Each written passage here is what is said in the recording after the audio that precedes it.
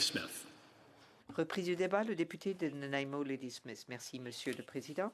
Je voudrais remercier le député conservateur d'avoir partagé son temps avec moi pour me permettre de prendre la parole. En effet, ce projet de loi, on l'attend depuis longtemps. Mes collègues l'ont dit.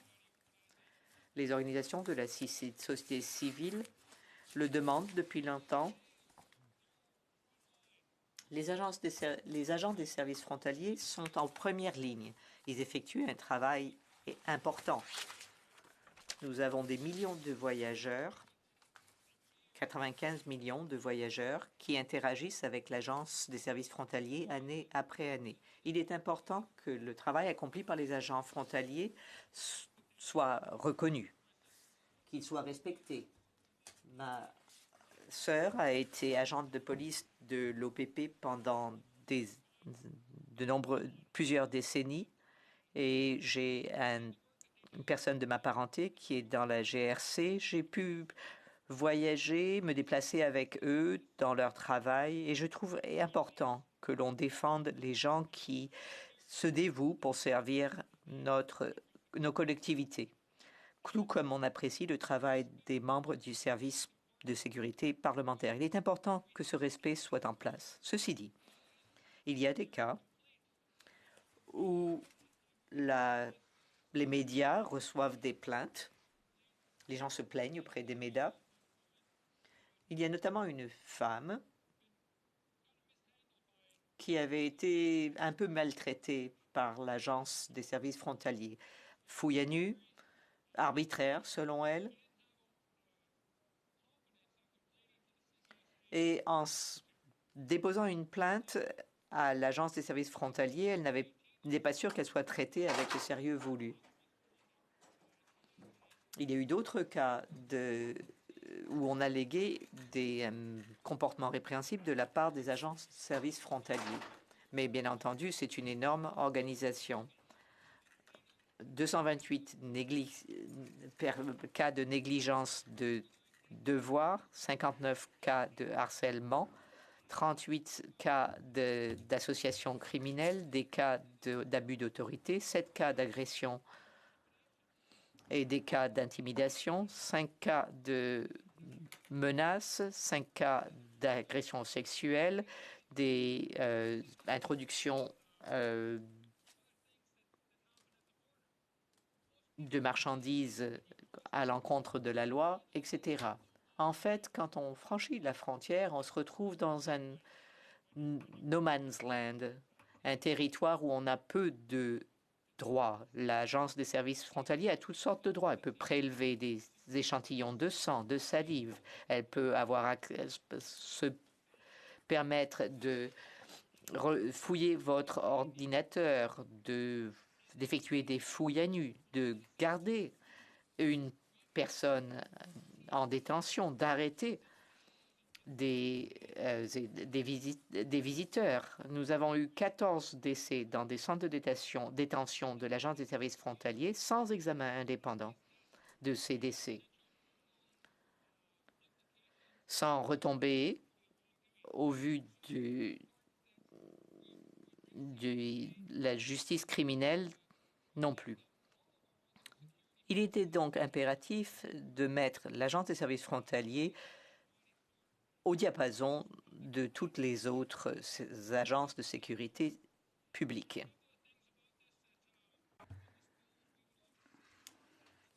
Il y a certains aspects du projet de loi que nous aimerions voir adaptés. En vertu de la loi sur la GRC, sur le paragraphe sur la non-admissibilité, au paragraphe 45, on exclut les membres actuels et anciens membres de siéger à la commission. On présume que ça doit être amendé afin que les agents actuels et anciens agents soient exclus pour siéger à la nouvelle commission également. D'après moi, la commission devrait être indépendante. Une personne qui a travaillé à la SFC pourrait avoir des collègues ou d'anciens collègues qui font l'objet d'une plainte.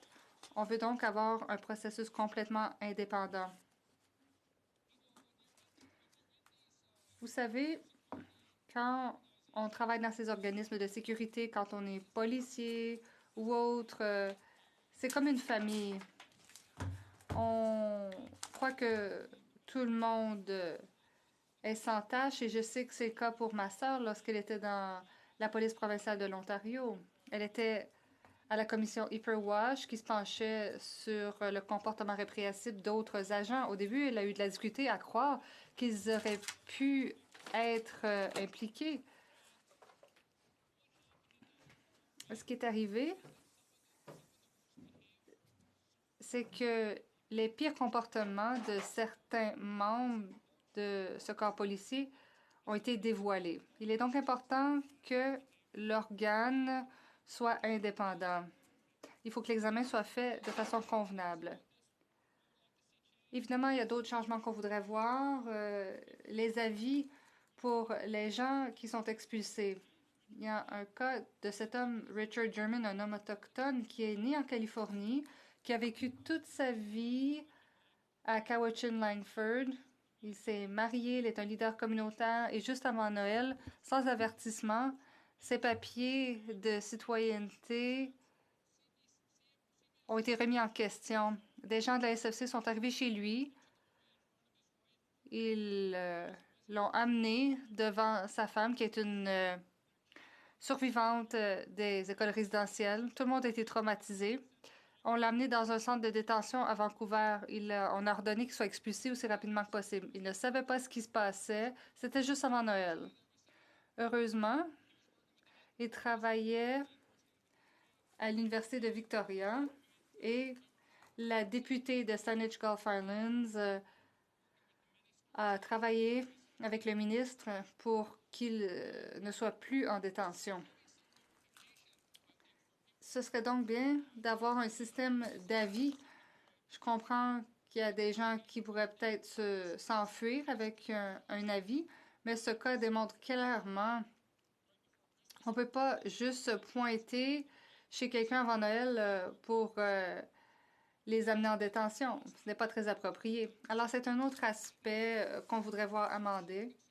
Évidemment, nous nous demandons aussi comment tout cela sera financé.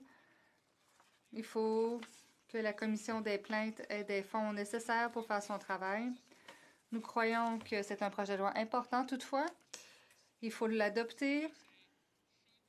La SFC devra avoir le même genre de surveillance que d'autres organismes policiers ou de sécurité au pays. Merci, Madame la Présidente. Question de commentaire?